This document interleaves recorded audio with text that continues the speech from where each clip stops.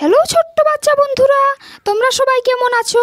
আজকে আমরা আকার যোগে শব্দ তৈরি করতে শিখব। তো চলো, ছয় আকার যুক্ত গ যুক্ত ল কি হবে? ছাগল। এই যে ছাগলটি দেখো।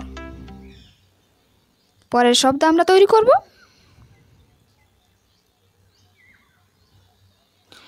বয়াকার যুক্ত গয়াকার যুক্ত দন্তন্য কি হবে?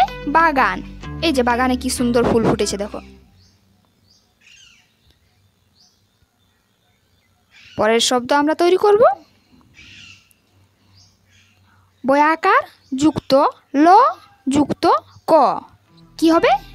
বালক। এই যে বালকটি পড়ছে।